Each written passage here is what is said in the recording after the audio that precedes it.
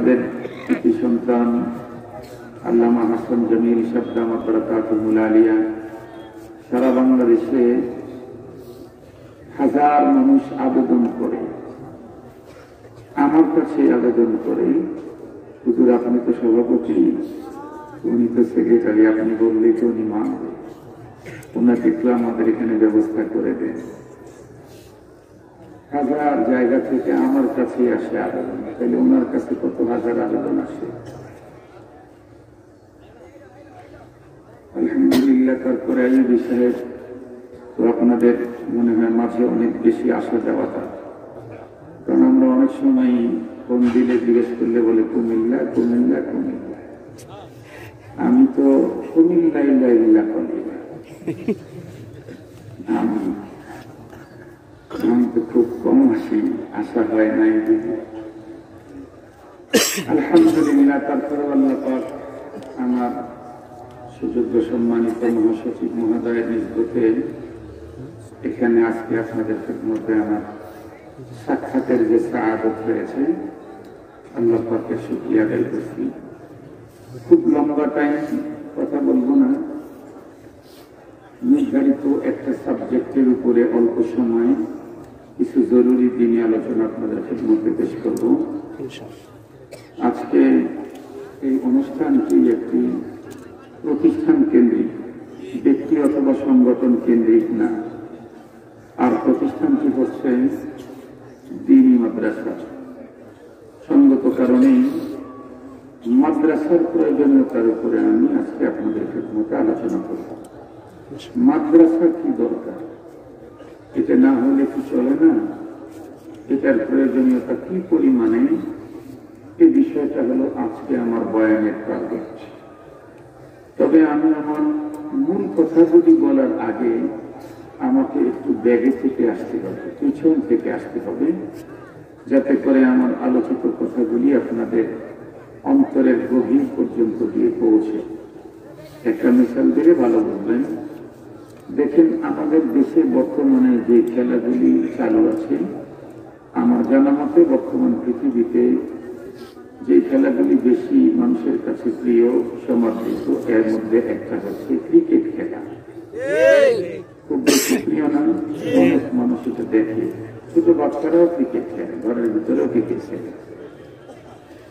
তো ক্রিকেট খেলাতে, এই খেলাটা আমি বুঝি না, কারণ এই খেলা যখন আবিষ্কার হয়েছে তখন খেলাধুলা করার কোন সুযোগ আমাদের ছিল না। খেলাধুলা তো স্কুল কলেজ মাদ্রাসা যাওয়ার আগে, মাদ্রাসায় ভর্তি হওয়ার পরে তো এখন তো কিছু মাদ্রাসায় তো র্যাকেট খেলে দেখি, ক্রিকেট একটু দৌড়াদৌড়ি করে। আমরা যখন করছি সুবহানাল্লাহ, ক্রিকেট আঘাত করার আগে পিঠের উপরে আঘাত করি, এত কড়াকড়ি ছিল তখন। এই জন্য এটা খুব ভালো বুঝি না, তবে যেটা চোখে দেখি সেটা হলো এই ক্রিকেট খেলাটায় একজন বোলার থাকে আর একজন ব্যাটম্যান থাকে। একজন বল ছুঁড়ে মারে আর একজন ছুঁড়া বল থাকে তার হাতের ব্যাট দিয়ে আঘাত করে ব্যাটে পাঠায় দেয়, তাই না? তো যিনি বল ছুঁড়েন তাকে দেখেছি যে জায়গা থেকে উনি বল ছুঁড়বেন ওখানে দাঁড়িয়ে বল ছুঁড়ে না, উনি অনেক পিছনে যান, পিছন থেকে দৌড়ে এসে নির্ধারিত জায়গায় দাঁড়িয়ে তারপরে বল ছুঁড়ে। কেন? যেখানে থেকে বল ছুঁড়বেন উনি যদি ব্যাগে না যান, ওখান থেকেই বল ছুঁড়েন, তাহলে এই বলের স্পিড হবে না। এই জন্য বলের স্পিড তৈরি করার জন্য তাকে ব্যাগে যেতে হয়, বেশ ব্যাগ থেকে অনেক দূরে এসে তারপরে বল ছুঁড়ে মারে, ওই বলের অনেক স্পিড হয়। আমিও যদি মাদ্রাসার প্রয়োজনীয়তার উপরে এখন থেকে ডাইরেক্ট কথা বলি, তাহলে এটার বেশি স্পিড হবে না। এই জন্য আমাকে মাদ্রাসায় কি শিখানো হয় এটা একটু ব্যাগের থেকে আসলে এরপরে মাদ্রাসার প্রয়োজনীয়তাটা আপনাদের অন্তরের গভীরে আঘাত করবে ইনশাআল্লাহ। এই জন্য আমাকে একটু ব্যাগ থেকে আসতে হবে। হ্যাঁ মুহতারাম হাজিরিন, কিন্তু আমার টার্গেট আমি বলবো না ইনশাআল্লাহ। আমার টার্গেট হলো মাদ্রাসার প্রয়োজনীয়তা তথা দ্বীনি বিদ্যালয়ের প্রয়োজনীয়তা। আমরা প্রকৃতি জানি মহান রব্বুল আলামিন এই পৃথিবীতে অসংখ্য অগণিত সৃষ্টিগুলিকে সৃষ্টি করেছেন। তার সৃষ্টির সংখ্যা কত পৃথিবীর কোন মানুষের কাছে এর কোন সঠিক তথ্য নেই। নেই কোন কবি সাহিত্যিক, নেই কোন সায়েন্টিস্ট, কোন দার্শনিক, কোন আবিষ্কারক, কোন তথ্যবিদ, এমনকি কোন শেখুল হাদিস, কোন শেখুল ফকিহ, কোন খতিব, কোন আদিব, কোন পীর বুজুর্গ আউলিয়া কুতুব, এমনকি কোন নবী রাসূলদের কাছেও আল্লাহ পাকের সৃষ্টির পরিসংখ্যানও নেই। যদি থাকতো তাহলে অবশ্যই নবীরা বলে যেতেন আল্লাহ পাকের সৃষ্টির সংখ্যা এত কোটি বা এত হাজার। কোন নবী রাসূলগণ তো বলে যাননি যে আল্লাহ পাকের সৃষ্টি এত হাজার এত কোটি, বরং আল্লাহ পাক কোরআনে কারীমে তো চ্যালেঞ্জ করেছেন, ওয়া ইন তাউদ্দু নি'মাতাল্লাহ লা তুহসুহা। তোমরা যদি আমার নেয়ামত, আমার সৃষ্টিকে গুনতে চাও, পরিসংখ্যান করতে চাও, তাহলে জিন্দেগিতে কোনোদিন পরিসমাপ্ত করতে পারবে না। কত কোটি, কত মিলিয়ন, কত বিলিয়ন, যিনি আবিষ্কারক উনি ভালো জানেন। পৃথিবীর আর কারো কাছেই এর কোনো তথ্য, সঠিক তথ্য নেই। মুহতারাম হাজিরিন, খুব ভালো করে বুঝবেন, এই অসংখ্য অগণিত সৃষ্টিকুল আল্লাহ পাকের, এর ভিতরে কতগুলি তো এতটাই ক্ষুদ্রাতি ক্ষুদ্র, স্মল সাইজ, যে আমাদের স্বাভাবিক চোখে এটা দেখতেই পাই না, অথচ এটাও আল্লাহর সৃষ্টি এবং তার জীবন আছে। কতগুলি বড় তো বড়, এত সুবিশাল, যার বিশালতা আমরা তো দূরের কথা, পৃথিবীর কোন সেরা বুদ্ধিজীবী, কোন আবিষ্কারক, কোন তথ্যবিদ আল্লাহ পাকের সৃষ্টির বিশালতাকে আন্দাজ করতে পারে না। সহজে বুঝবার জন্য দুইটা কথা বললে খুব ভালো বুঝবেন। যেমন ধরে নেন, বর্তমান সময় অল্প কিছুদিন আগে আল্লাহ পাক এক নতুন সৃষ্টি করলেন, নতুন এক মখলুক তৈরি করলেন। সেটি কি? এটা সবাই চিনে, তামাম দুনিয়া চিনে। ওর নাম শুনলেই মানুষের অবস্থা জটিল হয়। তার নাম corona virus, COVID-19, corona virus. আমি জিজ্ঞেস করতে চাই, এই ভাইরাসকে আবিষ্কার করছেন, তৈরি করছেন কে? আল্লাহ। কোন সন্দেহ? চীন থেকে প্রকাশ পেয়েছে, ওখান থেকে ছড়েছে, আবিষ্কারক চীন না। চীন যদি এই ভাইরাসের আবিষ্কারক হতো, তাহলে তামাম দুনিয়া এতদিন চীনকে ভাগ বাটোয়ারা করে খেয়ে ফেলত। এই ভাইরাসের কারণে পৃথিবী যে পরিমাণে ক্ষতিগ্রস্ত হয়েছে, পৃথিবী যে কতশো বছর পিছিয়ে গেছে এই ভাইরাসের কারণে, আর কত লাখ মানুষের প্রাণহানি ঘটেছে। এটার আবিষ্কারক যদি চীন হতো, তামাম দুনিয়া চীনকে খেয়ে ফেলত। এটার আবিষ্কারক কে? আল্লাহ। কিন্তু এটা এতটাই ক্ষুদ্রাতি ক্ষুদ্র, এত স্মল সাইজ, যে ব্যক্তি কোভিড-19 আক্রান্ত হয়, সেও বলতে পারবে না যে সে যে রোগে ভাইরাসে আক্রান্ত হয়েছে, ভাইরাসটা সাদা না কালো না লাল না নীল, কেউ বলতে পারবে নাকি? দেখেছে নাকি? দেখে নাই। যিনি আক্রান্ত উনি তো দেখেন নাই, যারা তাদেরকে চিকিৎসা দিচ্ছে, বিশ্ব স্বাস্থ্য সংস্থা, তারাও খালি চোখে দেখতে পায় না। এটাকে দেখতে চাইলে মাইক্রোস্কোপ লাগাতে হয়, তারপরে দেখা যায়। তো এটাও আল্লাহ পাকের একটা সৃষ্টি, কিন্তু এতটা স্মল সাইজ, এত ছোট, যে আমরা তো দূরের কথা, কোন ডাক্তারেরাও স্বাভাবিক চোখে দেখতে পায় না, এত ছোট। আবার কতগুলি বড় বড় বড় বড় বড়, এত বড়, যার বিশালতা আমাদের মস্তিষ্ক আন্দাজ করতে পারে না যে এটা কত বড়। সহজে বুঝবার জন্য আপনাদের কাছে দুইটা কথা বলি। আমরা প্রত্যেকেই জানি, আপনার বলেন তো দেখি, পৃথিবী বড় না সূর্য বড়? পৃথিবীর তুলনায় সূর্য কত গুণে বড়? 13 লক্ষ গুণ। এটা কোন মুফতি সাহেবের কথা না, এটা বিজ্ঞানীদের তথ্য। আমরা ধরে নিলাম পৃথিবীর তুলনায় সূর্য 13 লক্ষ গুণে বড়। আপনারা প্রত্যেকেই জানেন, বর্তমান পৃথিবীতে সৌরজগতের তথ্য উদ্ঘাটনের যত গ্রুপ পৃথিবীতে আছে। এর মধ্যে সবচেয়ে এক্সপার্ট হচ্ছে আমেরিকার নাসা।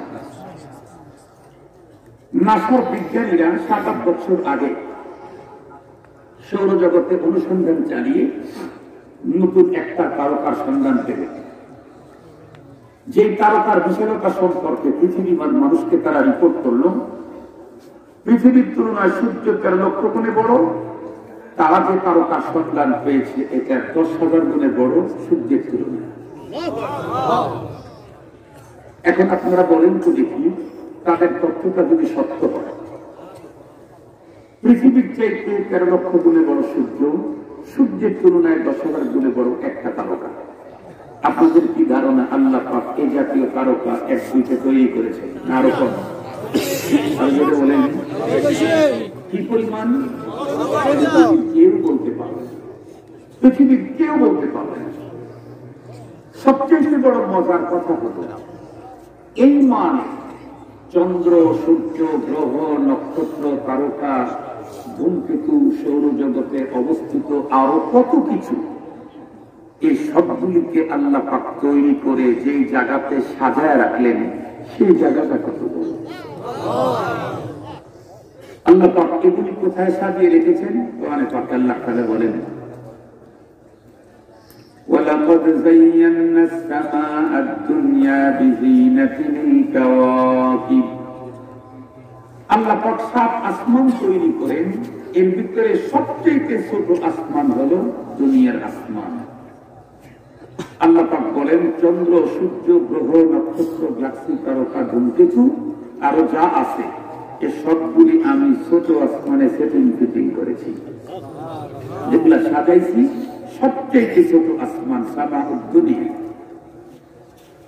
তাহলে এই আসমানের বিশালতা কত বড়, এটা পৃথিবীর কোন মানুষের মস্তিষ্কে তার অনুমান করতে পারবে কি? কখনোই।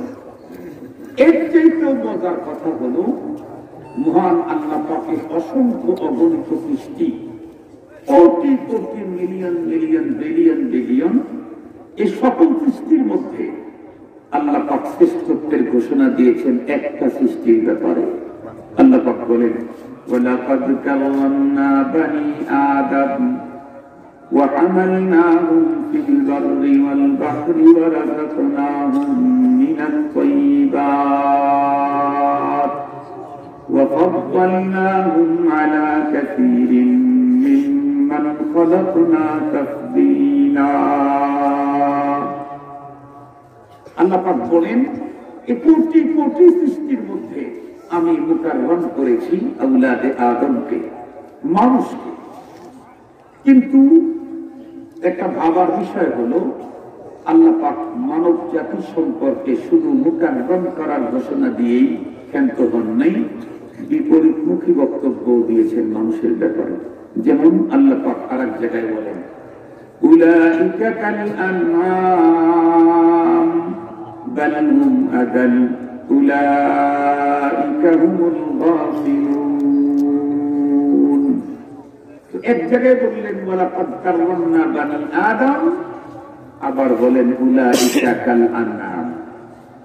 এক জায়গায় বললেন সবচেয়ে বড় মুকাররম করে তৈরি করেছে আমি আদম সন্তানকে, আবার বলেন আদম সন্তান সম্পর্কে ওরা চতুষ্পদ যন্ত্রের চাইতে আরো নিম্ন। কোরআনে পাকের অন্য আর এক সূরার দিকে লক্ষ্য করতে দেখা যায়, সেখানেও বিপরীতমুখী বক্তব্য আছে। আল্লাহ পাক বলেন, উলাইকা হুম খায়রুল বারিয়া, ওরা সৃষ্টির শ্রেষ্ঠ। আবার কিছুক্ষণ পরে এই মানব সম্পর্কে বলেন, উলাইকা হুম শাররুল বারিয়া, ওরা সৃষ্টির সবচেয়ে নিকৃষ্ট।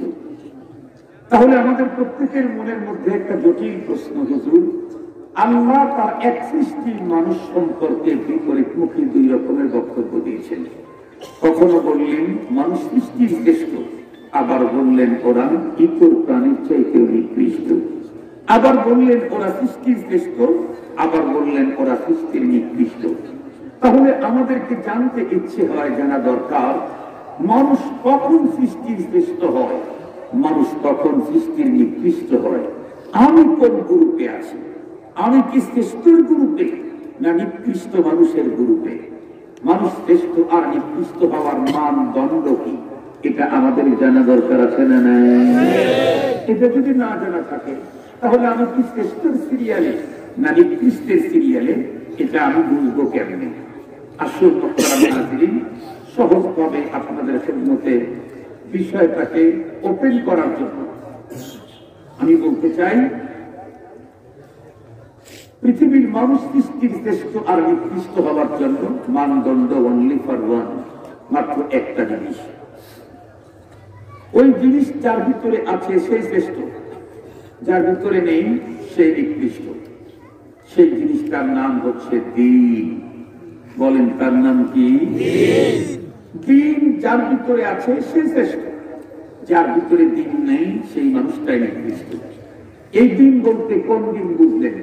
রাত্রের বিপরীতে সূর্যের আলোর ঝলকানিতে যেই দিন হয় সেই দিন না। এই দিন বলতে ওই দিন যেই দিনের ব্যাপারে রব্বুল আলামিনের ঘোষণা, ইন্নাদ-দীনা ইনদাল্লাহিল ইসলাম। আল্লাহ পাক বলেন, দিন তথা ধর্ম আমার কাছে একটাই, তার নাম ইসলাম। ইসলাম এই দিন যার ভিতরে পাওয়া যাবে সে লোকটাই শ্রেষ্ঠ। যে মানুষের ভিতরে দিন নেই সে মানুষটা নিকৃষ্ট। যার ভিতরে দিন আছে এই লোকটা যদি পৃথিবীর সবচেয়ে ছোট মানুষ হয়, সবচেয়ে কালো কুৎসিত চেহারার অধিকারী, সবচেয়ে বেশি দুর্গন্ধযুক্ত তার মুখ, কথা বলার আগে দুর্গন্ধ ছড়ায়, একদম স্টেটলেস হোমলেস, ঘর নাই বাড়ি নাই, সামাজিক কোনো অবস্থান নেই, নেই তার কোনো দুনিয়াতে পরিচিতি, তার শিক্ষাগত যোগ্যতাও নেই, মানুষের সভ্যতা থেকে সে অনেক দূরে, গহীন কোন অরণ্যে তার বাস, কিন্তু তার ভিতরে যদি দিন থাকে তো এই লোকটা দামি তো দামি, নূরের তৈরি ফেরেশতার চাইতেও দামি। পক্ষান্তরে আরেকজন মানুষ পৃথিবীর সবচেয়ে উন্নত সুন্দর হুসনে ইউসুফ নিয়ে আসতেছে, সবচেয়ে উন্নত বডি ফিটনেসের অধিকারী, স্মার্ট ফিগার এবং সবচেয়ে বেশি টাকাওয়ালা, সবচেয়ে বড় চেয়ার আর ক্ষমতার অধিকারী, সবচেয়ে বেশি জনপ্রিয়, সবচাইতে বেশি জনপ্রিয়। এমনকি পৃথিবীতে যত মানুষ আছে তার মধ্যে সবচেয়ে উন্নত তথ্য প্রযুক্তির অধিকারী এবং উন্নত আবিষ্কারক সে, কিন্তু তার ভিতরে যদি দিন না থাকে বলেন তাহলে এই মানুষটা নিকৃষ্ট তো নিকৃষ্ট, ইতর প্রাণী কুকুর শুকুরের চাইতেও, কথা বলেন না কেন, আরো নিম্নমানের, আরো নিকৃষ্ট। মুহতারাম হাজিরিন, খুব ভালো করে বুঝবেন। তাহলে একজন মানুষ সৃষ্টির শ্রেষ্ঠ হতে চাইলে তার জন্য কি লাগবে?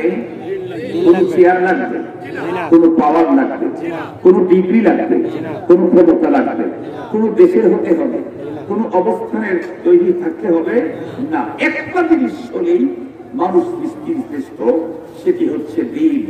যার ভিতরে দিন আছে সেই শ্রেষ্ঠ, যার ভিতরে দিন নাই সেই লোকটাই নিকৃষ্ট। সে যে চেয়ারেরই হোক, যে কন্ডিশনেরই হোক, যে পজিশনেরই হোক, যে এরিয়ারই হোক, যে ফ্যামিলিরই হোক, যে দেশেরই হোক, যত বড় শিক্ষিতই হোক, যাই হোক, দিন নাই এ লোকটা নিকৃষ্ট। যার ভিতরে দিন আছে সেই লোকটাই উৎকৃষ্ট। তাহলে এখন অবশ্যই আমি যদি শ্রেষ্ঠত্ব নিতে চাই আমাকে দিন জানতে হবে, দিন মানতে হবে, নাকি জানলেই হবে? কথা বলেন, কথা বলেন। আমি শ্রেষ্ঠত্ব নিতে চাইলে দিন আমাকে জানতে হবে, দিন আমাকে মানতে হবে। দিন জানলেও শ্রেষ্ঠ হওয়া যাবে না, শুধু জানলেই শ্রেষ্ঠ না, মানতে হবে। এই বিষয়টাকে সুন্দর করে বোঝানোর জন্য একটা মিসাল দিলে আপনারা খুব ভালো বুঝবেন। বেশ কিছুদিন আগে আমার শরীর খুব ঘামে, এমনিতেই ঘামে। পরবর্তীতে আমি একজন ডাক্তারকে ফোন দিলাম। ডাক্তার ফোন রিসিভ করলে আমি বললাম যে অন্যরা ঘামে না, আমি খুব বেশি ঘামি, বিষয়টা কি? উনি তখন বললেন যে হুজুর 100% তো আপনাকে চেক করে, টেস্ট করে, পরীক্ষা করে বললে ভালো হতো। আপনি যত দূরে আছেন আমার ধারণা যেটা, আমি যতটুকু ডায়াগনোসিস করতে পারি তা থেকে হলো আপনার শরীরে পটাশিয়াম শর্ট আছে, এজন্য অন্যরা ঘামেন, আপনি বেশি ঘামেন। আমি তাকে জিজ্ঞেস করলাম তাহলে পটাশিয়াম শর্ট এটা দূর করতে চাইলে আমার কি করণীয়? উনি বললেন, হুজুর ডাবের পানি খাবেন, আপনি যেহেতু ওয়াজ করেন বিকেল বেলায় খাবেন, সকালে ডাবের পানি খাবেন 10টার পর থেকে 12টা 1টার ভিতরে। ডাবের পানিতে প্রচুর পটাশিয়াম আছে। তো আমি ওনার কথা শুনে ধরে নেন আর কি, এই পরের গুলা হলো ধরে নেন, আগের গুলা বাস্তব, পরের গুলা হলো ধরে নেন। মনে এই কথা শুনে আমি 1000টা ডাবের গাছ আমার বাড়ির এরিয়াতে লাগিয়ে দিলাম। প্রতিটা ডাবের গাছ হলো হাইব্রিড। হাইব্রিড বুঝেন তো? অন্য জিনিস বাড়তে 6 বছরে যতটুকু বাড়ে, হাইব্রিড 6 দিন বা 6 মাসের কাছ থেকে বেশি বাড়ে। আমাদের বর্তমান বাংলাদেশে সবকিছু হাইব্রিড, এমনকি নেতাও হাইব্রিড, এবং হাইব্রিড নেতাদের কারণেই বাংলাদেশের ঝামেলাটা একটু বেশি হয়েছে। তৃণমূল পর্যায় থেকে যে নেতারা জনগণের সাথে কাজ করে করে বড় হয়েছে, তারা জনগণের দুঃখ বোঝে, বেদনা বোঝে।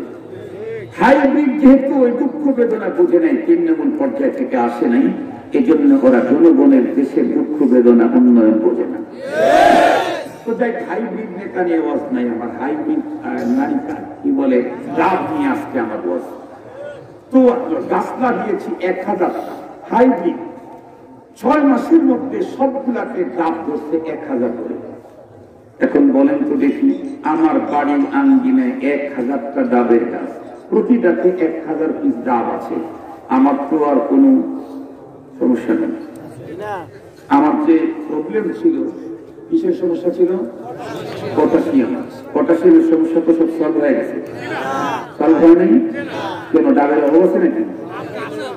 যদি বলেন ডাব গাছ লাগাইলে আর ডাব গাছের ডাব ধরলে পটাশিয়াম সব দূর হয় না। ঠিক তদ্রুপ আমাদের দেশের অনেককেই আমরা বলতে শিখি, দেখি তারা বক্তৃতার মঞ্চে এসে অনেক সুন্দর করে বলে ইসলাম মানে শান্তি, ইসলাম মানে শান্তি, ইসলামে অশান্তি নেই, বিভেদ নাই, হাঙ্গামা নাই, জঙ্গিবাদী নাই, অমুক নাই, তমক নাই, এই জাতীয় স্লোগান দেয়। কিন্তু জিজ্ঞেস করতে চাই, ইসলাম মানেই যে শান্তি, এটা মানলে না না মানলে? একটু জোরে বলেন।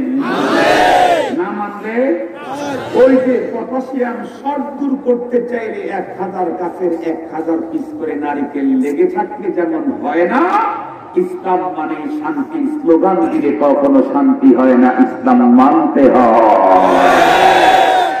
আমাদের ফ্যামিলিতে ইসলাম মানা নাই, ব্যক্তি জীবনে ইসলাম মানা নাই, সামাজিক জীবনে ইসলাম মানা নাই, রাষ্ট্রীয় জীবনে ইসলাম মানা নাই। এজন্য কোথাও এখন শান্তি খুঁজে পাওয়া যায় না, শান্তি হারানোর পথে। তাহলে আমি যদি সৃষ্টির শ্রেষ্ঠ হতে চাই, তাহলে দিন আমাকে জানতে হবে, তারপরে নাকি শুধু জানলেই হয়ে যাবে? মানতে হবে। তাহলে আসেন, দিন কি জিনিস? এটা তো আমার লাগবেই আমি শ্রেষ্ঠ হওয়ার জন্য। এই দিন কি জিনিস এটা বোঝাবার জন্য আর একটা মিসাল দিই। আমার এই হাতটা কমপ্লিট হওয়ার জন্য কয়টা আঙ্গুল লাগবে একসাথে? যদি এদিকে একটা এক্সেস থাকে তাইলেও কি কমপ্লিট না? তাইলেও ডিফেক্টেড, তাইলেও কমপ্লিট। আবার যদি 3টাই না থাকে আঙ্গুল 5টার মধ্যে মাত্র 2টা, তাহলে তো অনেকেই এটাকে হাত বলে স্বীকৃতি দিতেই রাজি হবে না, বলবে হুজুরের তো ক্লাসের মতো দেখা যাচ্ছে। ক্লাসের যেমন 2টা, আপনারা তো হাতের মধ্যে 2টা, এটা হাত না প্লাস? তাহলে একটা হাত কমপ্লিট হতে চাইলে কয়টা আঙ্গুল লাগে? 5টা আঙ্গুল লাগে।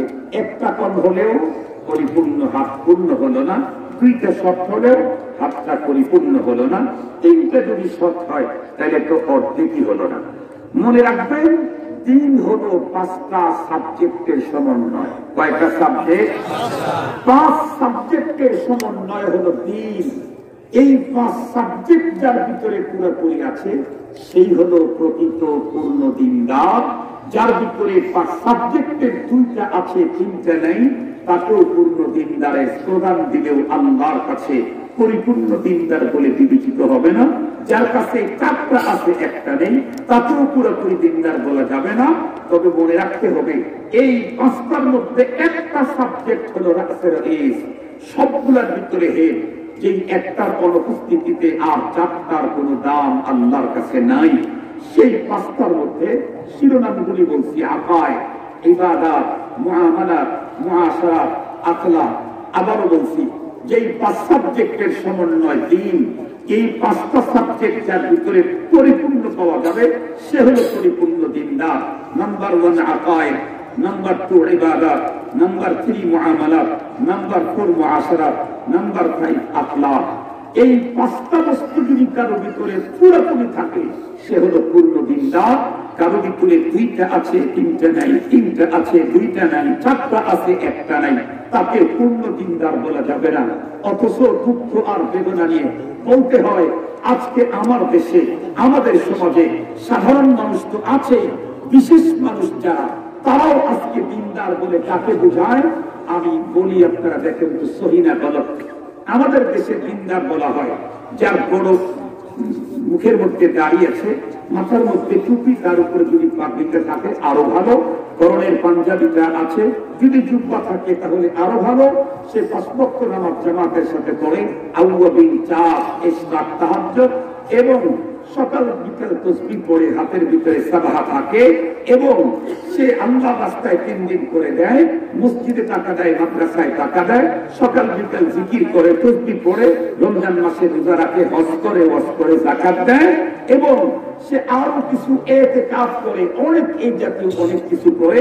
এই জাতীয় কাজ যদি কেউ করে আমাদের সমাজে তাকে বলা হয় পূর্ণ দ্বীনদার। আসলে আমি যেই কথাগুলি বলেছি এই সবগুলি মিলে যেই 5 সাবজেক্টের সমন্বয় দ্বীন, তার মাত্র একটা সাবজেক্ট হয়েছে, তাও মিয়া 100 হয় নাই, ওর আরো কিছু বাকি আছে, তার নাম হলো ইবাদত। নামাজ ইবাদত, রোজা ইবাদত, হজ ইবাদত, ওয়াজ ইবাদত, আউয়াবিন ইবাদত, চাষ ইবাদত, ইশরাক ইবাদত, তাহাজ্জুদ ইবাদত, জিকির ইবাদত, মাদ্রাসায় টাকা ইবাদত, মসজিদে খরচ ইবাদত, ইতিকাফ ইবাদত, 3 দিন আল্লাহ রাস্তায় লাগানো ইবাদত।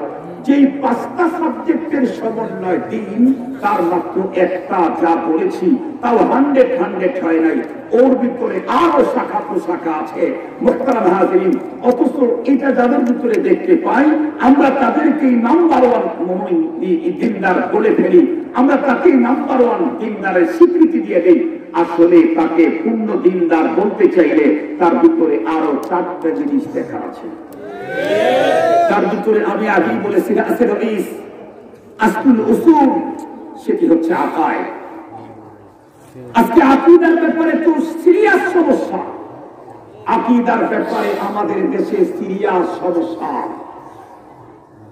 যেই কারণে আজকে বাংলাদেশের উলামায়ে কেরাম চিল্লায়া জবানকে কেটে ফেলে, জবান থেকে রক্ত বের করে জাতিকে বুঝাবার জন্য চেষ্টা করছে আকীদা কি জিনিস। কিন্তু দুঃখের সাথে বলতে হয়, উলামায়ে কেরাম যখন আকীদার উপরে বক্তব্য দেয় তখন এদেশের মুসলমানেরা তার পাল্টা জবাব দেওয়ার জন্য ইবাদত উপস্থাপন করে। তারা কি বলে, আমরা কি নামাজ পড়ি না, আমরা কি রোজা রাখি না, আমরা কি হজ করি না, আমরা কি যাকাত দেই না, আমরা কি মাদ্রাসা পড়ি না, আমরা কি মসজিদ করি না, আমরা কি আউয়াবিন, চাষ, তাহাজ্জুদ পড়ি না।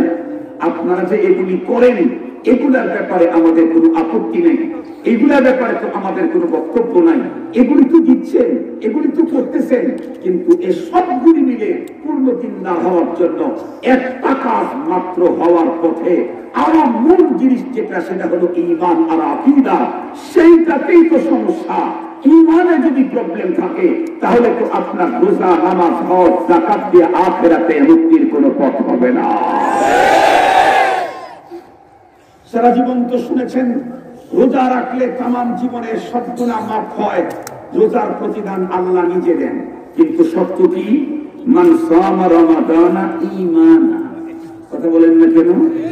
মান সামা রমাদানা ঈমানা ওয়া ইহতিসাবা, ঈমান ছাড়া রোজার দাম নাই, ঈমান ছাড়া নামাজের দাম নাই, ঈমান ছাড়া ওয়াজ আর হজের দাম নাই, ঈমান ছাড়া যাকাত প্রদানের কোনো দাম নাই।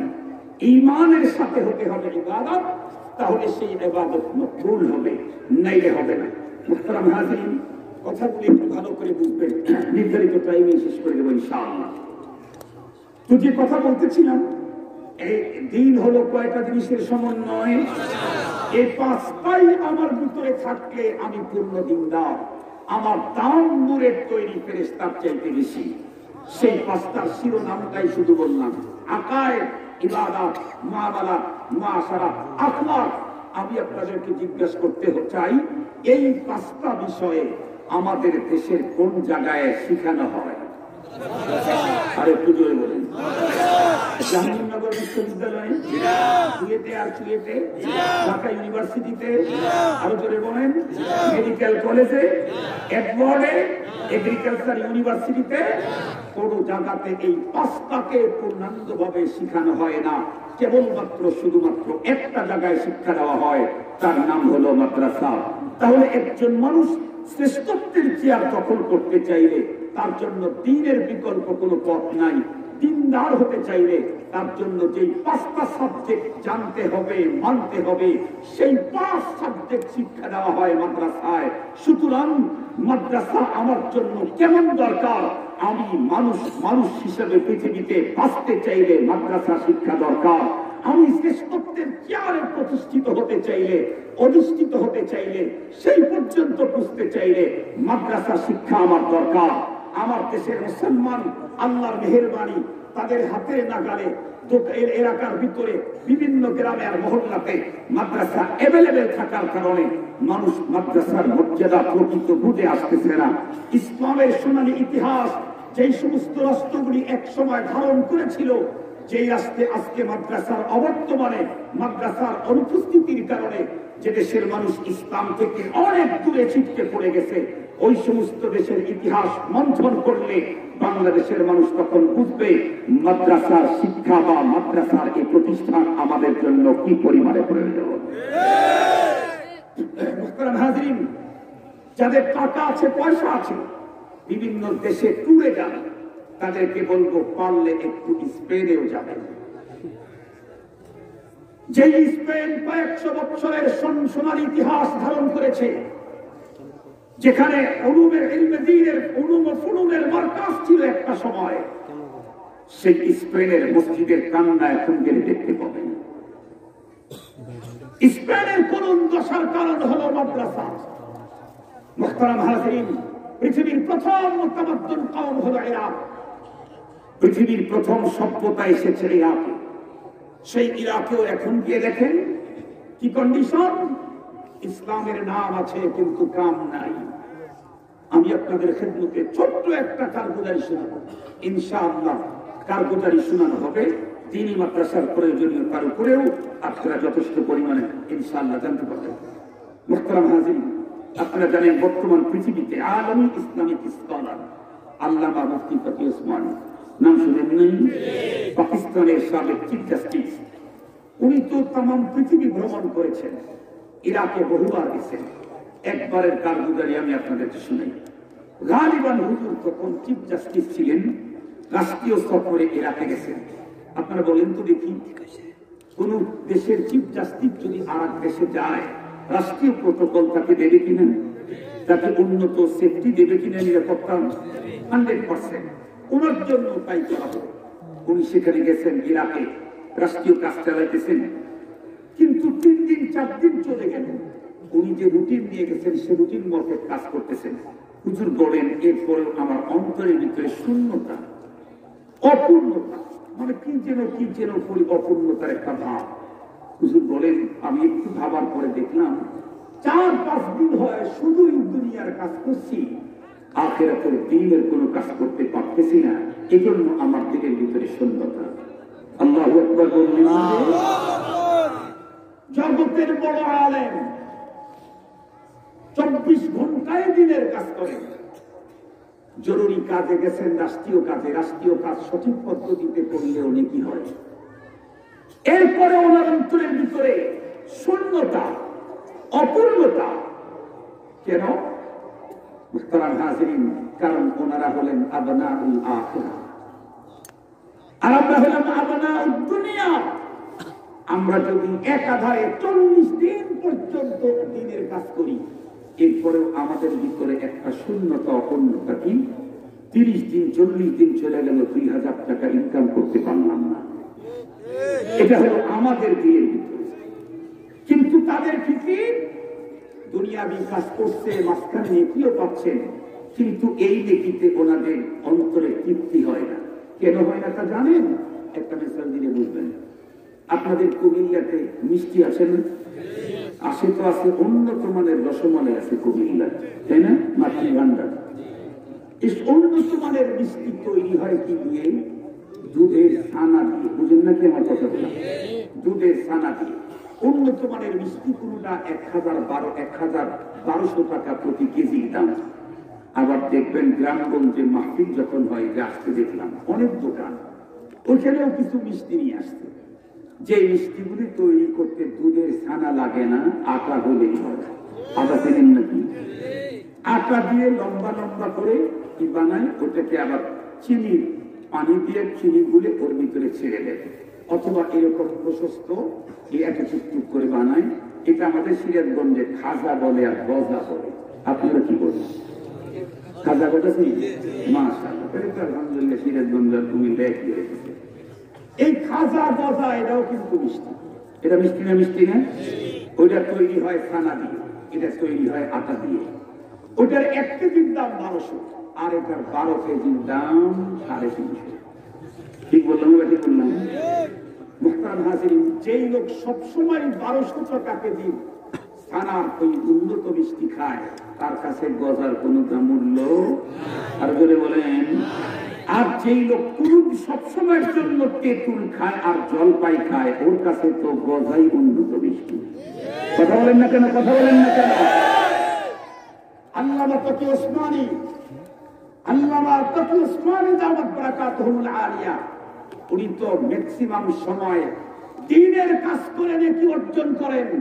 দ্বীনের কাজ করে নেকি অর্জন করাও নেকি, দুনিয়ার কাজের মাধ্যমে নেকি অর্জন করাও নেকি। ওই যে ছানার মিষ্টিও মিষ্টি আর এই আটার গজাও মিষ্টি, এই দুইটার ভিতরে যেমন পার্থক্য, দ্বীনের কাজ করে নেকি কাজ করা আর দুনিয়ার কাজের মাধ্যমে নেকির কাজ করা, এমনই মিষ্টির পার্থক্য। আল্লাহ তকি ওসমানী তো ওই মিষ্টি খাওয়ালো, এই জন্য এটাতে ওনার অত বেশি তুষ্টি আসে না, অত তৃপ্তি ওনার আসে না। হুজুর বলেন, আমি খুঁজতেছিলাম একটু দিনের কাজে অংশ নেওয়া যায় কিনা। পরে শিডিউল খুঁজে দেখি আমার কাজের মাঝে 2-3 দিনের বিরতি, কর্মবিরতি আছে। হুজুর খুব খুশি হলেন, আলহামদুলিল্লাহ কর্মবিরতির সময় পেয়েছি, এই টাইমটা আমি দিনের কাজ করবো। যেদিন ওনার কর্মবিরতির ফার্স্ট ডে, প্রথম দিন যেদিন, হুজুর বলেন আমি সকাল বেলায় হোটেল থেকে বের হলাম, সিদ্ধান্ত নিলাম 3 দিনের কাজ করবেন। সিদ্ধান্ত নিলেন আমি কোন একটা মাদ্রাসায় যাব। আলহামদুলিল্লাহ বলেন। ওলামা তোলাবাদের সাথে আমি একটু ডিসকাস করবো। আলহামদুলিল্লাহ বলেন। তকি ওসমানীকে তো চিনলেন, বর্তমান পৃথিবীর বড় আলেম। উনি মাদ্রাসায় ওলামা তোলাবাদের সান্নিধ্য অর্জন করতে চায়। আর আমার দেশের অনেকেই বেতন ছাড়া আলিফ বা তা সা জিম হা খ পর্যন্ত পড়ে এদেশের সবচেয়ে বড় শাইখুল হাদিস তাকেও টক্কর দিতে চায়। তার মানে এ হলো খাজা গজা খাওয়া, মিষ্টি খাওয়ানো, ওর কাছে এটাই সবচেয়ে বড়। এর চাইতে দামি তো দেখে নাই, কারণ সারা জীবন তো খাইছে তেঁতুল, খেয়েছে তো জলপাই। গজা যখন পাইছে ভাবতেছে পৃথিবীর সবচেয়ে দামি মিষ্টি আমি খাইলাম। আসলে কি এটা দামি মিষ্টি? এটা তো মিষ্টি সিরিয়ালে পড়ে না। মুহতারাম হাজিরিন, বাসায় বসে আলু পাতা আসা জিভা খাওয়া, যেটা ধর্ম শিখছে, একটা ধর্মের সিরিয়ালই পড়ে না।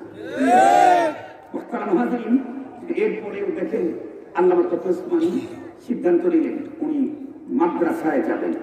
ঘর থেকে বের হলেন, লোকাল কিছু লোকের সাথে সাক্ষাৎ, জিজ্ঞেস করলেন ভাই আশেপাশে মাদ্রাসা কোথায়? লোকেরা বলতেছে ওনাকে আইস মাদ্রাসা। মাদ্রাসা কি জিনিস? আল্লামা তকি ওসমানী বলেন আমি ওদের কথা শুনে আমার মাথা হেট হয়ে গেল। আর পৃথিবীর প্রথম সভ্যতা এসেছে ইরাকে, যে ইরাক একটা সময় পৃথিবীর উলুম ও ফুনুনের মারকাজ ছিল, বিশ্বময় ব্যক্তি তৈরি করেছে ইরাক। সেই ইরাকের মানুষ বলে মাদ্রাসা কি জিনিস, মাদ্রাসা চিনি না। তো আমি তখন ওদেরকে মাদ্রাসার বিষয়টা খুলে বললাম, যেখানে কোরআন পড়ানো হয়, হাদিস পড়ানো হয়।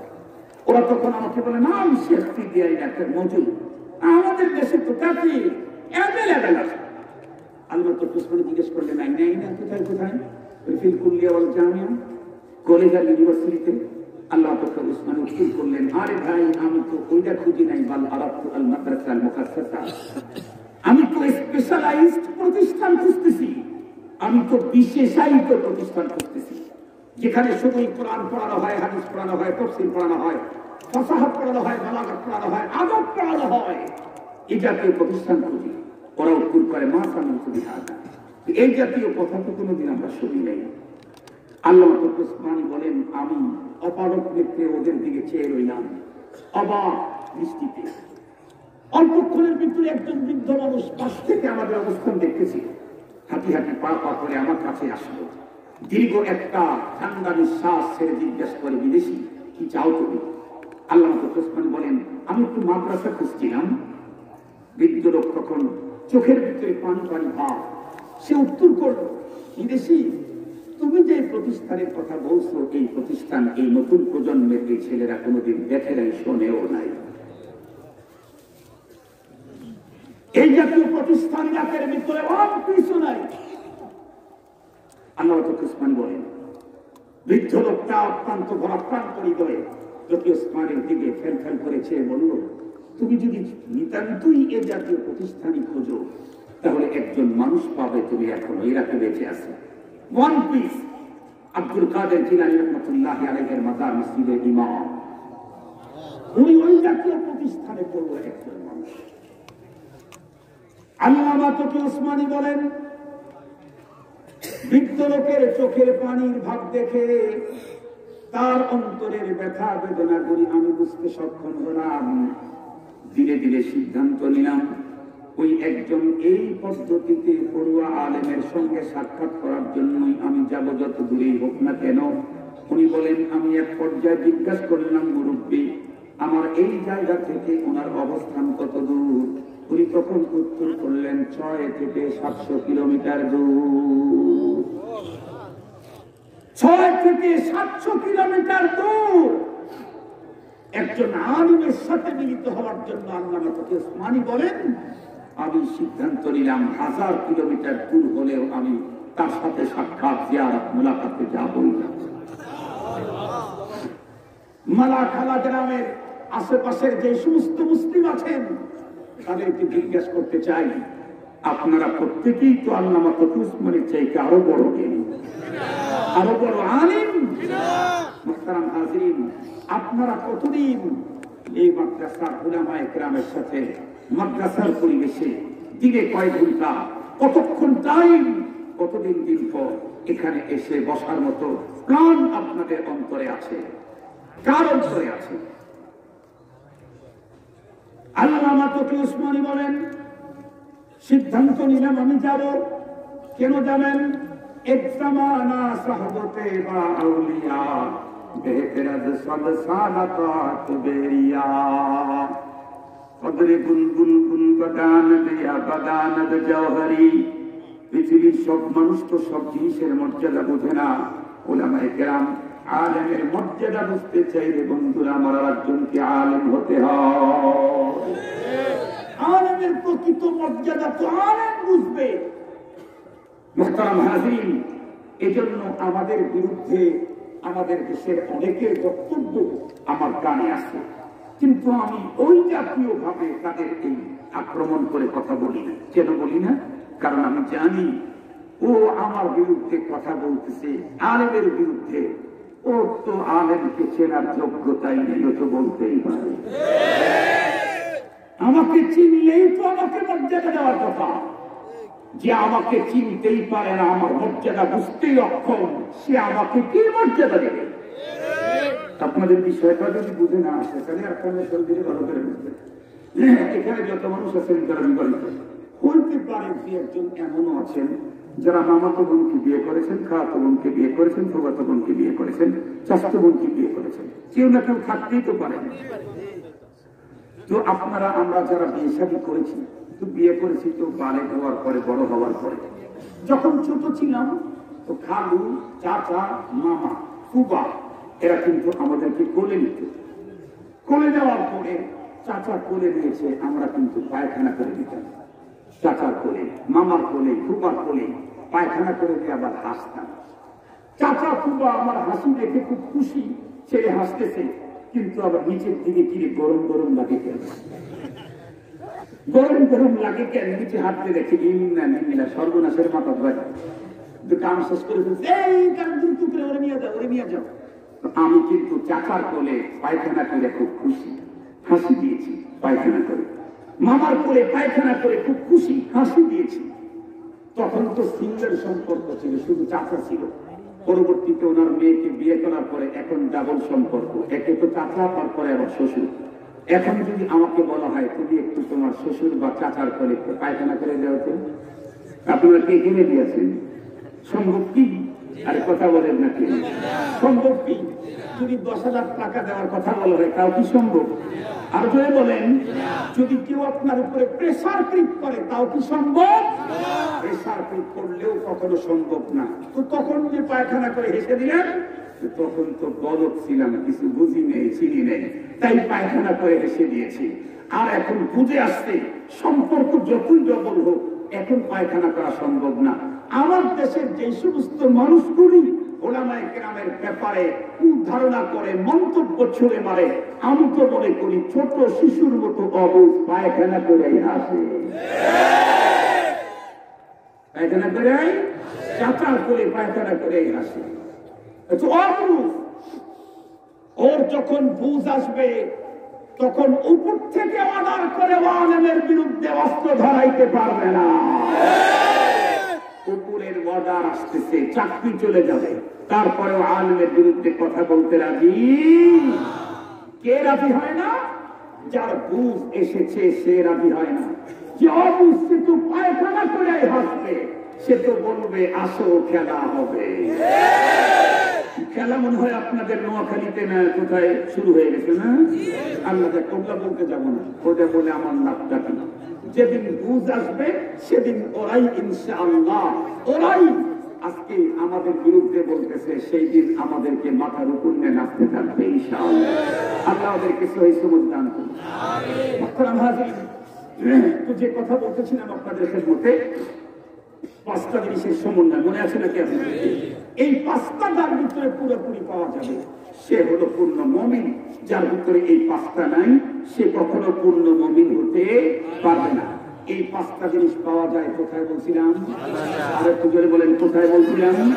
মাদ্রাসায়।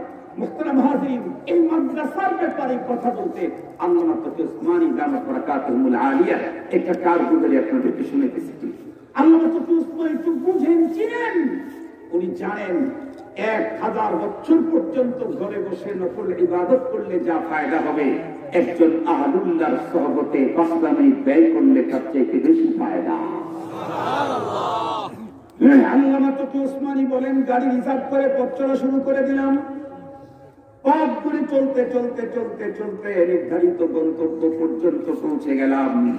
গন্তব্যে পৌঁছার পরে এমন টাইম, যখন বন্ধুরা আমার নামাজের টাইম হয় নাই, হুজুরের নামটাও জানি না, হুজুর কোথায় থাকতে পারে, কেমনে পাবো? হুজুর বলেন, সিদ্ধান্ত নিলাম নামাজের টাইমে তো হুজুর আসবেন, তখন দেখা হবে। এখন কমপক্ষে বসন থেকে ফ্রেশ হয়ে আল্লাহর ঘর মসজিদের ভিতরে বসে আল্লাহর সঙ্গে সম্পর্ক গড়ি। আল্লাহর বান্দা আল্লামা তকি উসমানী দামাত বারাকাতুহুল আলিয়া তাই করলেন। 100% ফ্রেশ হওয়ার পরে আল্লাহর ঘর মসজিদের ভিতরে ঢুকবেন। মেইন গেটের ভিতরে দাঁড়িয়ে বিসমিল্লাহ বলে মসজিদের ভিতরে ডান পাটা ঢুকাইতেই সামনের দিকে নজর পড়ে গেল। উনি বলেন, আমি দেখি মেম্বরের পাশে অতিশয় একজন বৃদ্ধ মানুষ সেখানে বসে আছে, জবানটা কাতল মাছের মতো টকটক টকটক করে নড়তেছে। আমি ওনার কপালের দিকে তাকাবা মাত্র চিনে ফেললাম, উনি যার সন্ধানে আমি এসেছি। কারণ তার কপালের দিকে তাকাইতেই দেখি তার কপালের ভিতরে ইলমে ওহীর নূর বন্ধুরা আমার চমকিতে আছে। আল্লামা তকি উসমানী বলেন, হাঁটি হাঁটি পা পা করে আমি সেখানে চলে গেলাম। যাওয়া মাত্রই তাকে সালাম দেওয়ার মতো কোনো পজিশন নাই, কারণ আল্লাহর বান্দা তখন জিকিরে মশগুল ছিলেন। মুসলমান মনে রাখবেন, এক মুসলমান আর এক মুসলমানের সঙ্গে সাক্ষাৎ করে সালাম দেওয়া সুন্নত। তাই বলে যার সঙ্গে সাক্ষাতে গেছি উনি যদি কোরআন তেলাওয়াত করতে থাকেন ওই মুহূর্তে সালাম দেওয়া যায়? আরো জোরে বলেন। দিনই আলোচনার মাহফিলে আলোচনা চলতেছে, এমত অবস্থায় যদি আপনি এখানে ঢোকেন, এত বড় জামাত, এরপরে সালাম দেওয়ার অনুমতি নাই। আল্লাহর জিকির চলতেছে, কোন মানুষের সঙ্গে সাক্ষাতে গেছে, উনি জিকির করতেছে, ওই মুহূর্তে গিয়ে তাকে সালাম দেওয়ার অনুমতি নেই। আল্লামা তকি ওসমানী যে তো বেতন খেয়ে পড়েছেন, এই জন্য ওনার মাসআলা জানা আছে। উনি যদি আলিফ বা তাসা ঘরের ভিতর থেকে পড়তেন, তাহলে রাস্তার থেকে বন্ধুরা আমার 3 হাত উঁচু করে সালাম দিতে দিতে এখানে ঢুকত।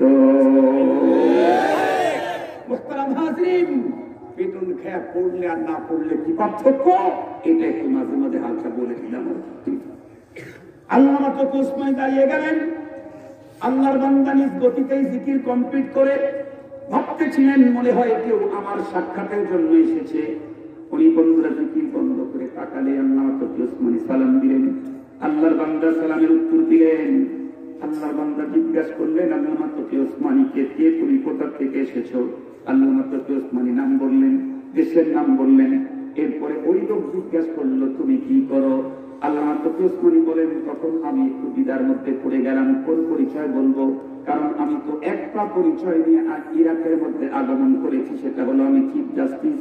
এছাড়া আমার আর একটা পরিচয় আছে, সেটা হলো আমি হলাম কোরআনুল কারীম এবং হাদিসের ওস্তাদ। কোনটা বলবো আমি? আমার দেশের রাজনীতিবিদ, আমার দেশের শিক্ষাবিদ, আমার দেশের কবি সাহিত্যিক, আমার দেশের বুদ্ধিজীবীদেরকে বলতে চাই, আল্লামা তকি ওসমানী পাকিস্তানের প্রধান বিচারপতি এই পরিচয় দিয়ে ইরাকে ঢুকেছেন। তাকে যখন জিজ্ঞাসা করা হয়েছে কি তোমার পরিচয়, উনি বলেন, আমি আধা মিনিটেই আমি আমার সাথে সিদ্ধান্ত কমপ্লিট করে ফেললাম, আমি জাস্টিসের পরিচয় দেব না, কারণ তুলনামূলক এর চাইতে অনেক উন্নত পরিচয় আমার আরো একটা আছে, সেটা হলো আমি কোরআনের উস্তাদ। খায়রুকুম মান তাআল্লামাল কুরআন ওয়া আল্লামা। জাস্টিস এটা কোনো বড় পরিচয় নয়, প্রধান বিচারপতি এটা কোনো উন্নত পরিচয় নয়। উন্নত পরিচয় হলো আমি নায়েবে নবী, আমি কোরআন এবং হাদিসের মুদাররিস, উস্তাদ, মুহাদ্দিস, আমি মুফাসসির, এটা আমার বড় পরিচয়। আল্লামা তকি ওসমানী বলেন, আমি বললাম আমি টিচার, মাদ্রাসা পড়াই। এই কথা বলতেই বৃদ্ধ লোকটা চমকে উঠল, জিজ্ঞেস করে, মাদ্রাসা বলতে তুমি কি বুঝাও? আল্লামা তকি ওসমানী বলেন, আমি তখন বললাম যেখানে সাহেবে কায়ে পড়ানো হয়, কানজুদ্দা কায়ে পড়ানো হয়, হেদায়া পড়ানো হয়, যেখানে জালালাইন পড়ানো হয়, মিশকাতুল মাসাবি পড়ানো হয়, বুখারী, তিরমিজি, আবু দাউদ পড়ানো হয়। এই কথা বলতেই এই বৃদ্ধ লোকের কানে আমার এই শব্দগুলা ঢুকতেই মনে হয়ে গেল কোথা থেকে বৃদ্ধ লোকের ভিতরে যৌবনের পাহাড় এসে গেল, নারায়ে তাকবীরের আওয়াজ বন্ধ করে বিদ্যুৎ বেগে দাঁড়িয়ে গেল। তকি ওসমানী বলেন, আমাকে বুকের ভিতরে জড়ায় ধরে কান্না ভেঙে পড়ল। আব্দুল কাদের জিলানী রাহমাতুল্লাহি আলাইহির মাজার মসজিদের ইমাম কান্নায় ভেঙে পড়ে ডাক দেওয়া তকি ওসমানী, আজও কি আল্লাহর জমিনে জাতীয় প্রতিষ্ঠান আছে? আল্লামা তকি ওসমানী বলেন, আমি তো সকালবেলায় বৃদ্ধ লোকের দীর্ঘ ঠান্ডা নিঃশ্বাস আমি দেখেছি, এরপরে এখানে এসেছি, ওনার আবেগ আমি দেখেছি। আমি আল্লাহর কুতুবকে আশ্বস্ত করার জন্য, তৃপ্তি দেওয়ার জন্য আমি বললাম, আল্লাহর ওলি শেখ, এই জাতীয় প্রতিষ্ঠান আমার পাকিস্তানে লাখ লাখ, বাংলাদেশে লাখ লাখ, ইন্ডিয়াতেও হাজার হাজার, তাম দুনিয়ার অনেক দেশে আজও এই প্রতিষ্ঠান আছে। লোকটি তখন অস্ত্রভিতা কণ্ঠে আমাকে বুকে জড়া ধরে দেখে বলল, তকি ওসমানী, তুমি যখন পাকিস্তানে যাবা, আমি আব্দুল কাদের জিলানীর মসজিদের একজন আদনা খাদিম, আমার পক্ষে একটা ওসিয়তনামা পাকিস্তানের মানুষকে পৌঁছিয়ে দিবা। আজকে আমি সেই ওসিয়তনামাই মালা খালা এই অঞ্চলের মুসলমানদের কাছে পৌঁছে দিতে চাই। উনি সেই ওসিয়তনামা পেশ করেছিলেন, তুমি তোমার দেশের মুসলমানদেরকে বলবা, তারা যেন তাদের জীবনের শেষ বিন্দু রক্তের ফোঁটা দিয়ে হলেও এই জাতীয় প্রতিষ্ঠানগুলোকে ধরে রাখে, কখনোই যেন ম্লান হতে না দেয়। কারণ এই জাতীয় প্রতিষ্ঠান থাকলেই কেবল দ্বীনের প্রকৃত রূপরেখা থাকবে। এই জাতীয় প্রতিষ্ঠান বিলুপ্ত হলে ইসলামের নাম থাকবে, কাম খুঁজে পাওয়া যাবে না।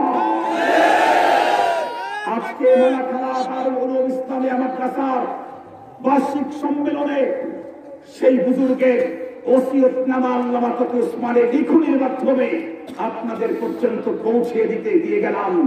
আপনারা ওয়াদা দিতে পারবেন জীবনের শেষ বিন্দু রক্ত দিয়ে হলেও এই জাতীয় প্রতিষ্ঠান আমরা কখনোই ম্লান হতে দেব না।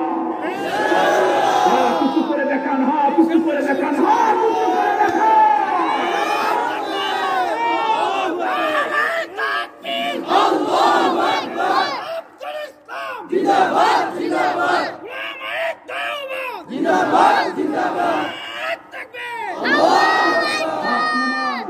ওই বুজুর্গের কথা আমার কথা না, আল্লামা তকি ওসমানীর বক্তব্য আমার বক্তব্য না।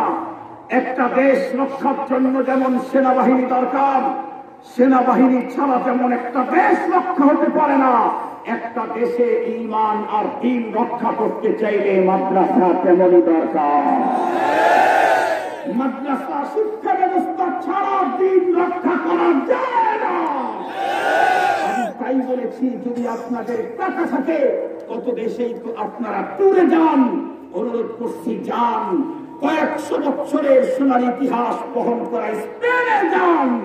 আজকে স্পেনের মসজিদের কান্না দেখলে আপনার তিল ফেটে রক্ত ঝরতে থাকবে।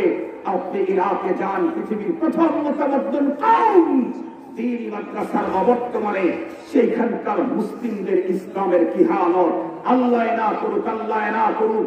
মুহতারাম হাজিরিন, দ্বীনি মাদ্রাসা নিয়ে আন্তর্জাতিকভাবে গভীর ষড়যন্ত্র চলছে।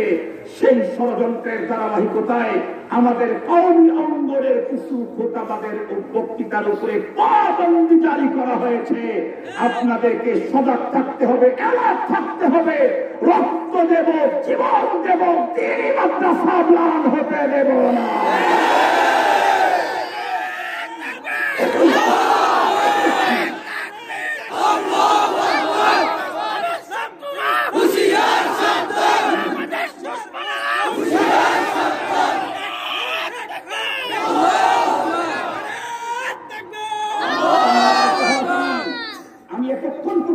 আলোচনা দিয়ে বলেছিলাম আমার টার্গেট হলো একটা মাদ্রাসার প্রয়োজনীয়তা। আমি কি কিছুটা আপনাদেরকে বুঝাইতে সক্ষম হয়েছি? যতটুকু বুঝাইতে সক্ষম হয়েছি মিনাল্লাহ, যতটুকু অস্পষ্টতা অপূর্ণতা রয়েছে এটা আমার জাহালতের কারণে। আমি আবারও আমার বয়ানের খোলাসা বলতে চাই, মানুষ সৃষ্টির শ্রেষ্ঠ হতে চাইলে দ্বীনের বিকল্প নাই। দ্বীন ছাড়া কোনো মানুষ সৃষ্টির শ্রেষ্ঠ হতে পারবে না। আর দ্বীন হলো পাঁচটা জিনিসের সমন্বয়। এই পাঁচটা জিনিস জানতে হবে, মানতে হবে, আর এই কাজটা হয় হলো মাদ্রাসায়। এই জন্য মাদ্রাসা ছাড়া দুনিয়াতে দ্বীন টিকাবার কোনো ব্যবস্থা নাই, কোনো মানুষ শ্রেষ্ঠ হওয়ার কোনো সুযোগ নাই। আল্লাহ পাককে বাস্তবতা বুঝা দ্বীনি মাদ্রাসা এবং দিনদারদের পিছনে অবস্থান নেওয়ার তৌফিক দান করুক। ওয়া আখিরু দাওয়ানা আলহামদুলিল্লাহি রাব্বিল আলামিন। আসসালামু আলাইকুম ওয়া রাহমাতুল্লাহি ওয়া বারাকাতুহু।